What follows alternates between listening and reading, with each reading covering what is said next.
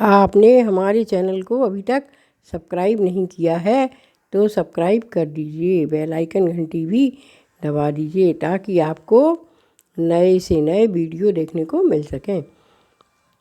आज मैं आपको भगवान को प्रसाद क्यों लगाते हैं उस पर एक सच्ची घटना पर आधारित कहानी सुना रही हूँ।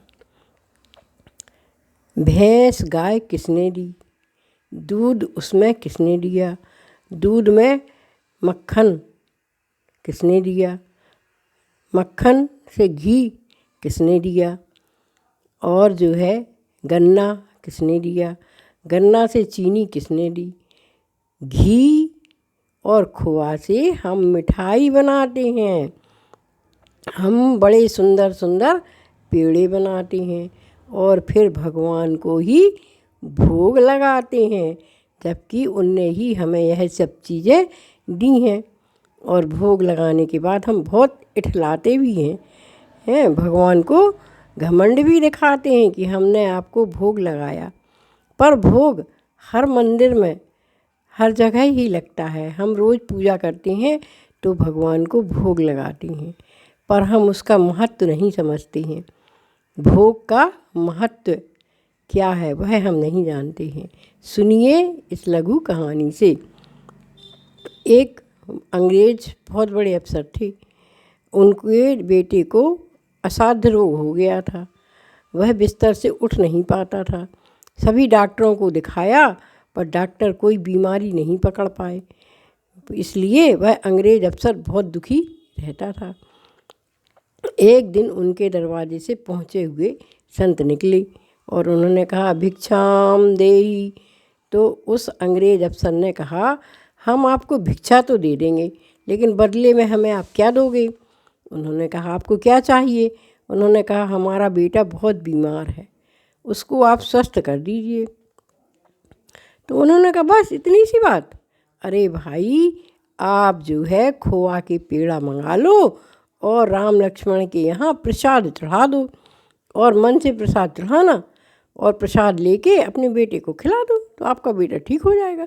अरे बोले, हमने इतने डॉक्टरों से दवाई करा ली, कोई भी डॉक्टर नहीं छूटा, और आप कह रहे हो कि जो है पेड़ा से हमारा बेटा अच्छा हो जाएगा।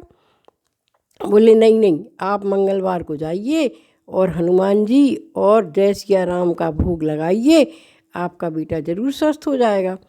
वह अंग्रेज़ तो था घमंडी, वह बड़े घमंड में गया और 1 किलो पेड़ा ले गया, जबकि पंडित जी ने कहा था कि सिर्फ 1.25 पाव का ही भोग लगा देना। और जाकर भगवान के सामने रख दिया और बोले, बड़े भगवान, तुम्हारे प्रसाद से हमारा बेटा अच्छा हो जाएगा, जबकि हमने सारे डॉक्टरों को दिखा दिया।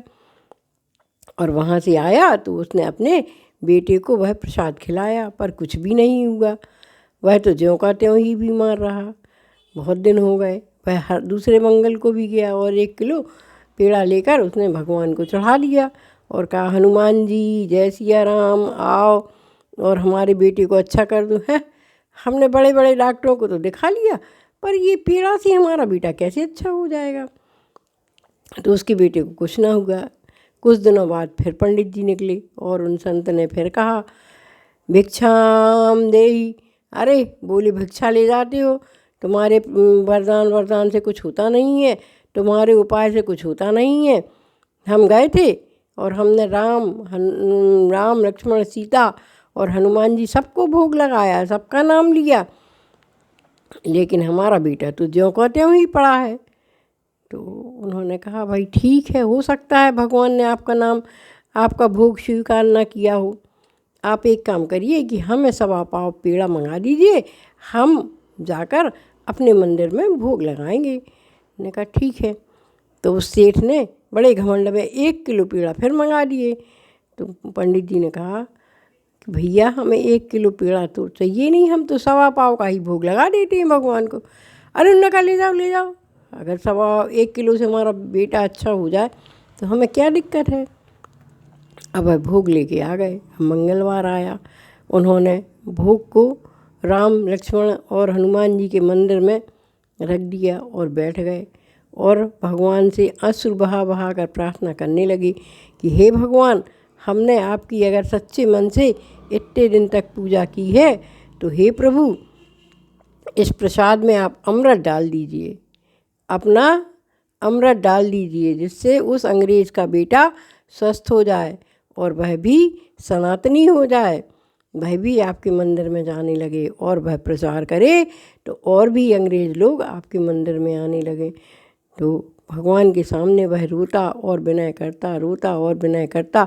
उस दिन उसने कुछ अन्न का दाना भी नहीं लिया, कहीं भिक्षा मांगने भी नहीं गए संत, और सिर्फ रोते ही रहे और भगवान से प्रार्थना करते रहे कि हे प्रभु, आपको प्रसाद इसलिए थोड़ी हम लगाते हैं कि आप खाएंगे, आप तो खाते ही नहीं हैं, यह तो सारा संसार जानता है। लेकिन आपके प्रसाद में जो आपकी कृपा आ जाती है, जो कृपा हम लोगों को प्राप्त होती है, जो आपकी कृपा इस प्रसाद में आ जाती है, और जो भी आपका प्रसाद खाता है वह धन्य हो जाता है, वह राममय हो जाता है। इसलिए आप अपना जो है कृपा दृष्टि इसमें डाल दीजिए और प्रभु उस अंग्रेज के बेटे को ठीक कर दीजिए। इस तरह वह संत पूरे मंगलवार के दिन रोता रहा और रात्र जागरण किया, भगवान को रात में भोग लगाए बैठा रहा। अब सुबह हुई तो उसको तो यही लग रहा था कि चलो हम जाके देखें अंग्रेज के बेटे को, यह प्रसाद खिलाएं। वह पूरे 1 किलो पेड़े लेके और अंग्रेज के पास पहुंच गया। तो अंग्रेज ने कहा, अरे भाई, तुम्हारे भगवान ने कुछ खाया ही नहीं है।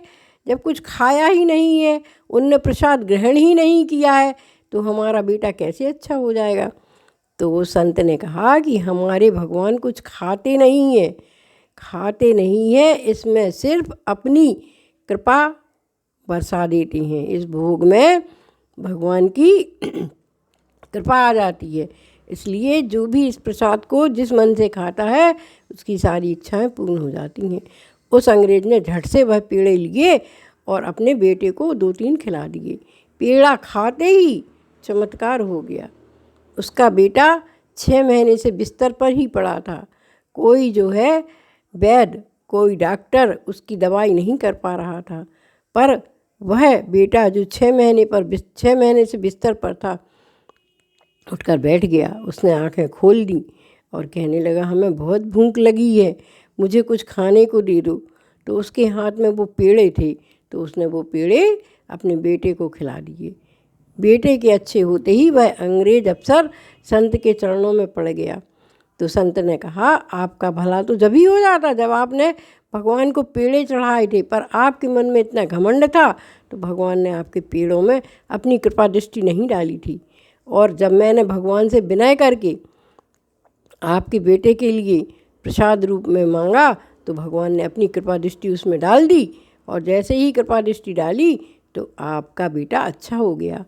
इसलिए भगवान ने ही सारी चीज़ें बनाई हैं, ये हमें भी मालूम है, सारे संसार को मालूम है, लेकिन फिर भी हमें भगवान का भोग लगाना चाहिए और उनसे विनय करना चाहिए कि हे प्रभु, आप इस प्रसाद को ग्रहण करिए, इस प्रसाद का भोजन करिए और इसमें अपनी कृपा दृष्टि डालिए, जिससे कि हम सब का भला हो सके। हम सनातनियों को आपकी कृपा दृष्टि का प्रसाद इसी तरह मिलता रहे। बोलो जय सिया राम, जय हनुमान।